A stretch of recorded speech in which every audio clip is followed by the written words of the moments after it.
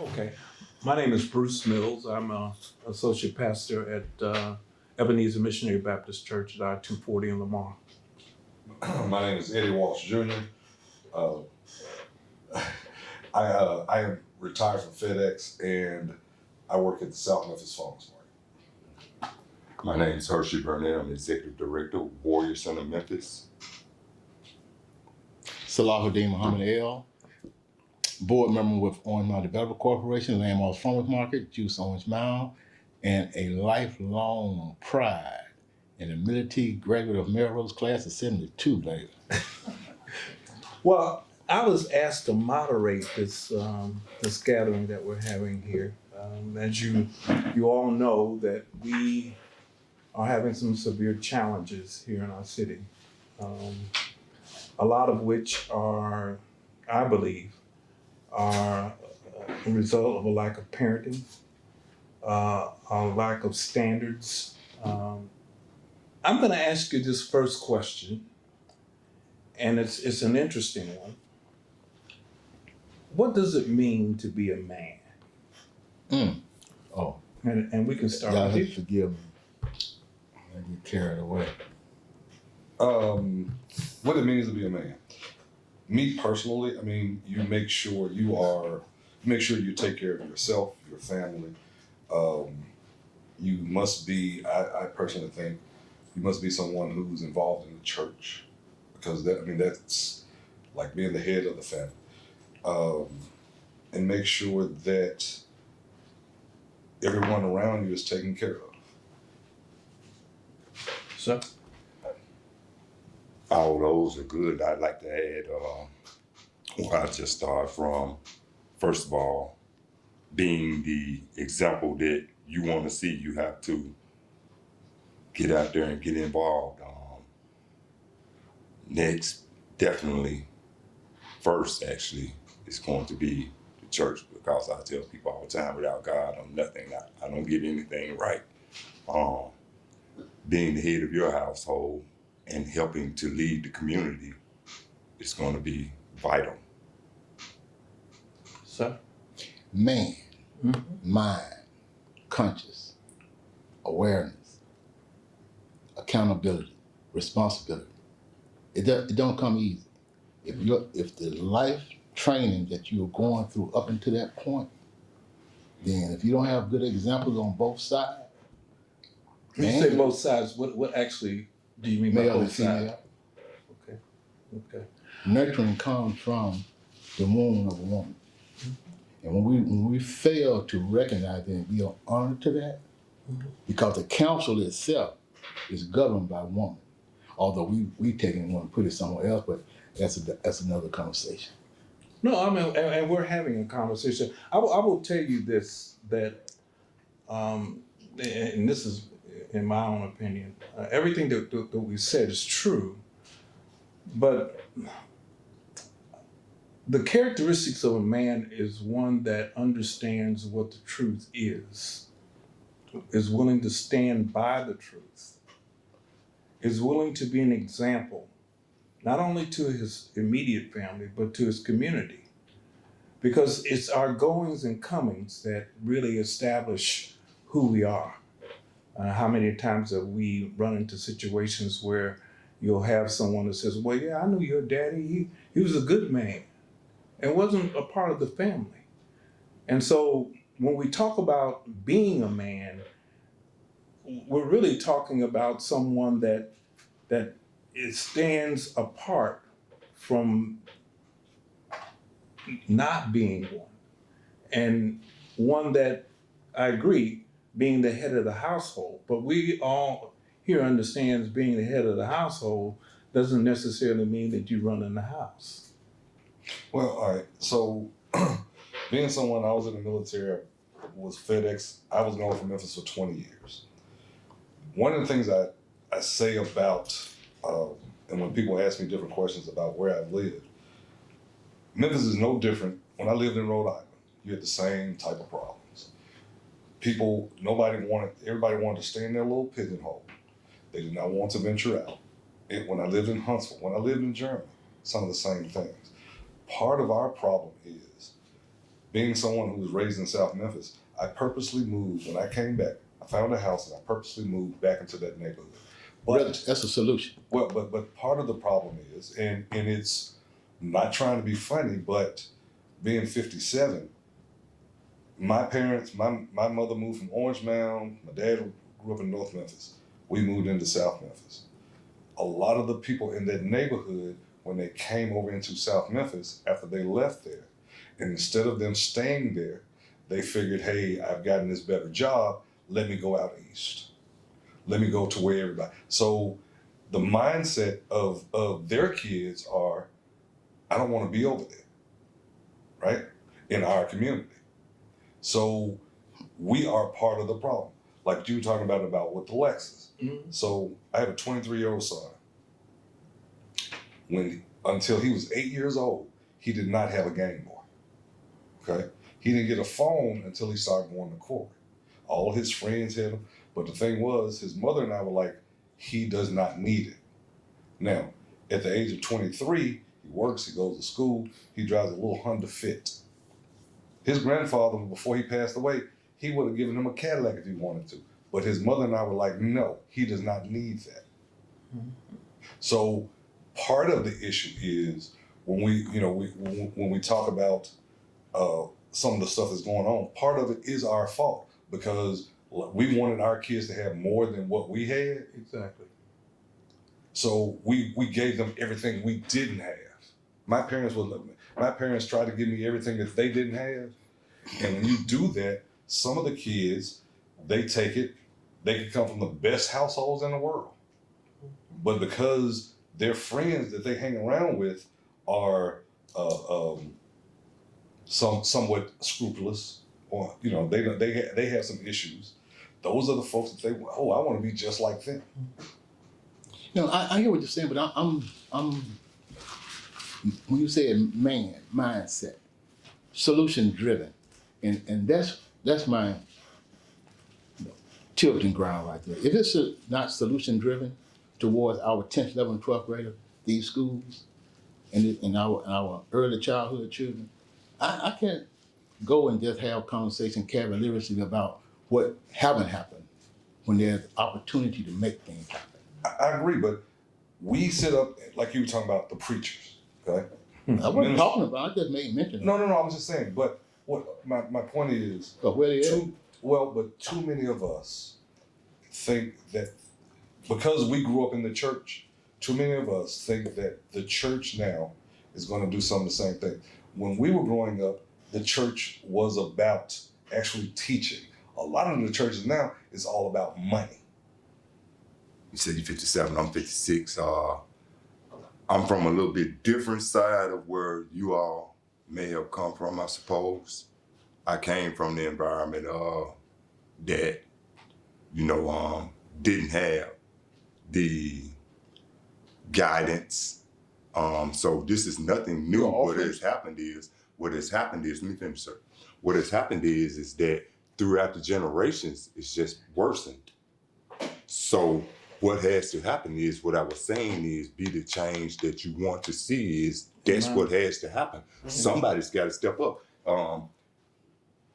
For instance, I didn't come from FedEx. I didn't do any of that. I came from the Morgan Garden, Castelia, TDOC, and because nobody was there for me. Somewhere, I think I was about 5. We were living on Mississippi Street, right down the street from Booker T. Washington. Found a loaded gun in the house, shot myself. Hit by cars because no one was watching me crossing the street.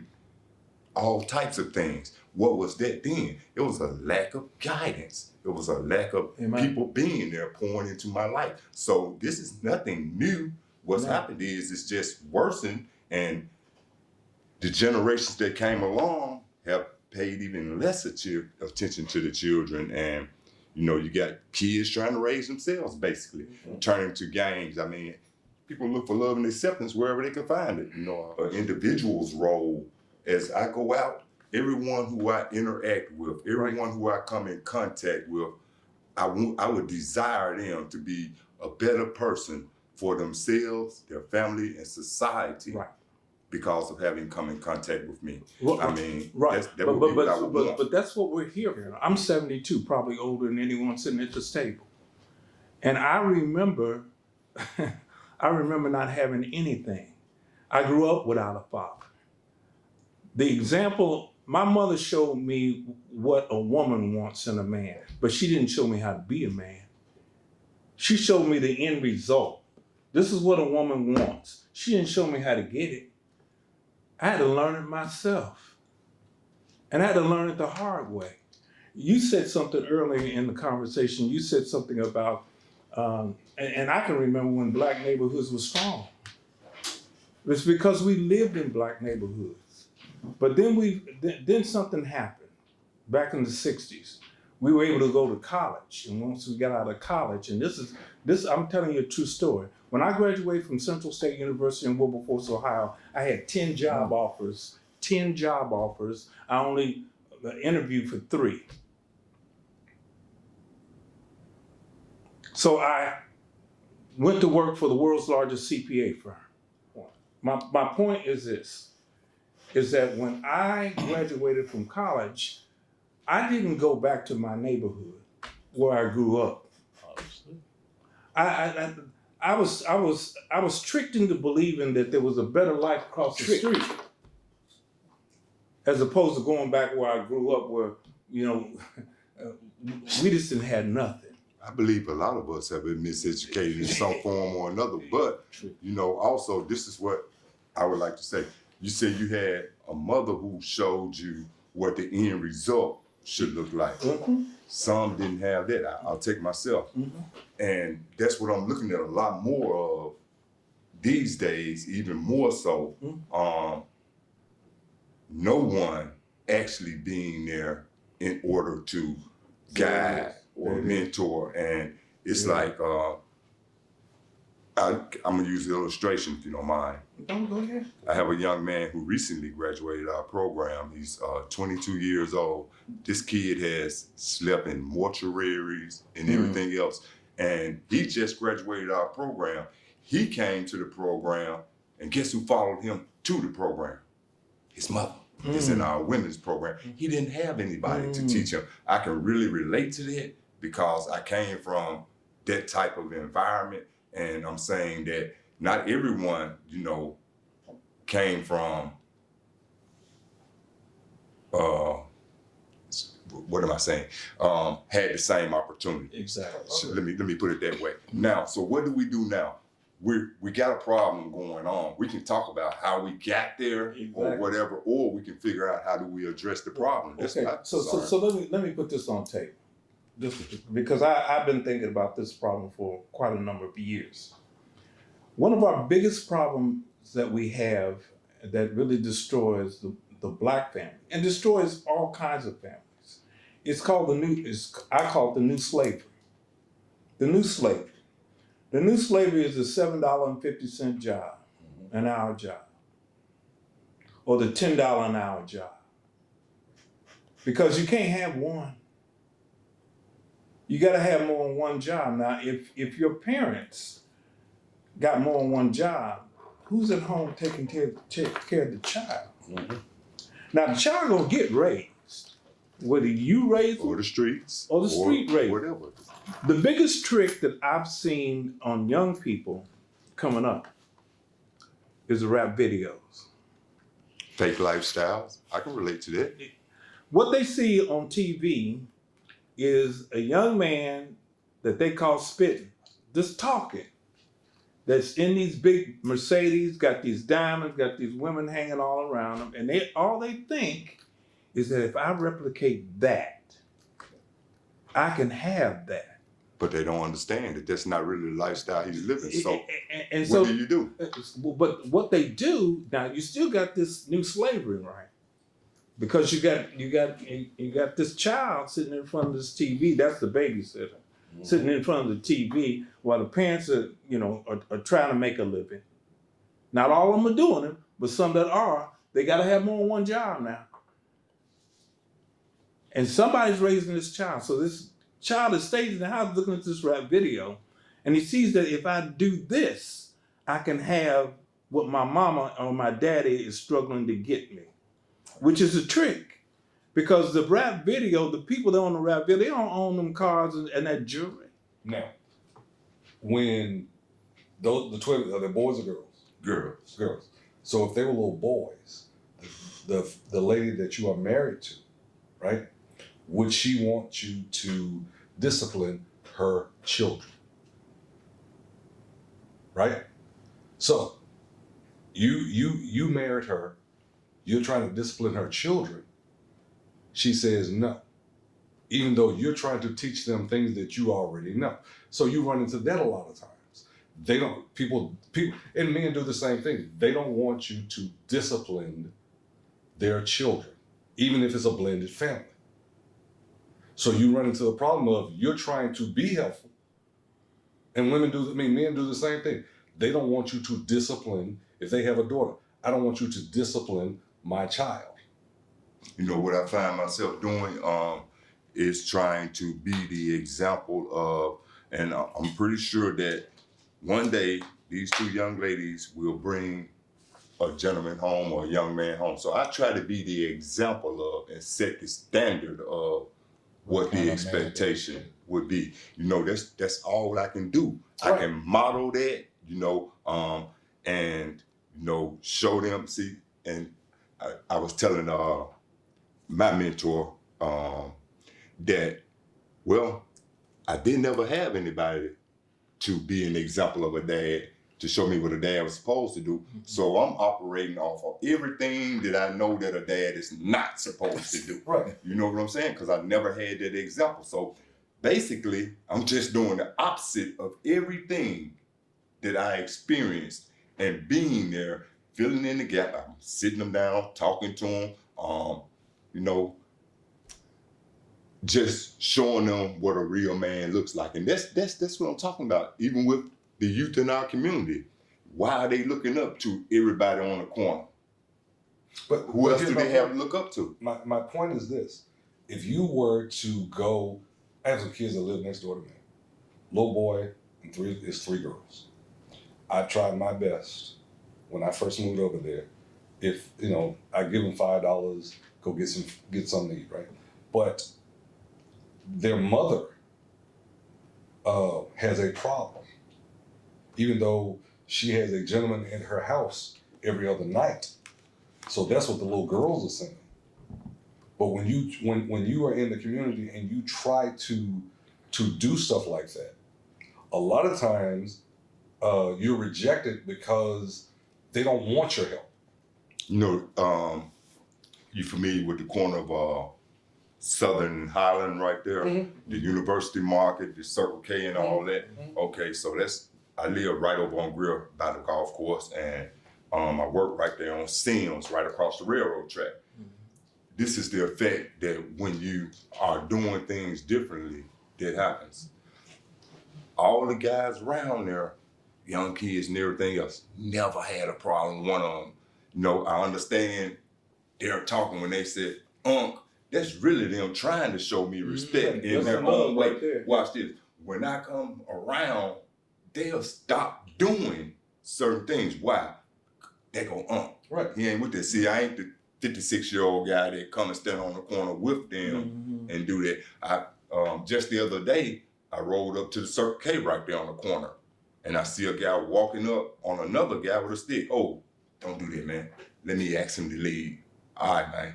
You know what I'm saying? I mean, when they see you being different and doing things differently, they'll respect it. I mean, I don't go through there, you know, being hard or nothing like that. If I see you and you're hungry, I'm going to feed you. Mm-hmm. You know what I'm saying? I probably may not give you money, but I'm going to feed you. I'm going to talk to you. I'm going to offer you help. I'm going to offer you hope.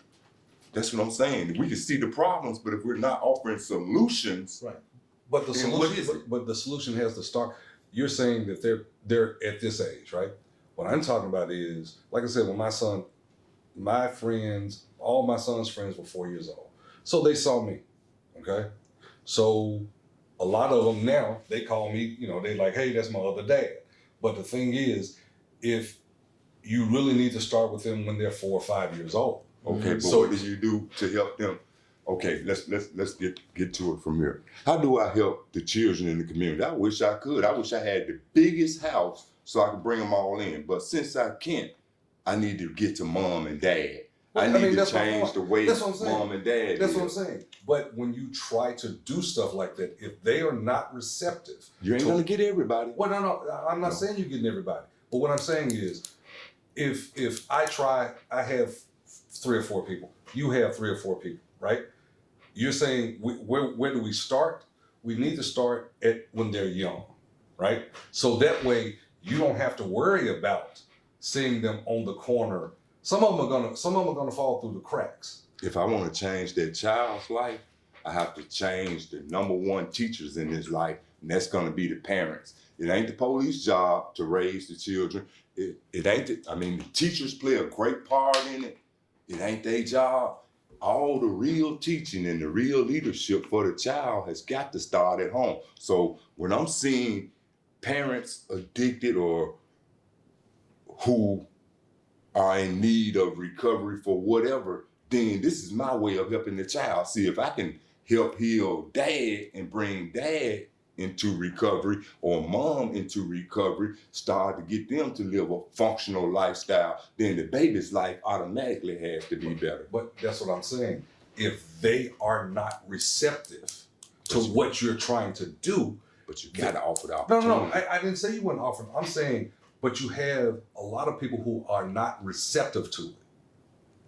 And I speaking as someone who has gone through the struggle, I don't know anyone who does not desire recovery. The thing about it is the change and putting them in a position to be able to succeed. I think it's going to be the most effective thing. And you're still not going to get everybody. I mean, I would say probably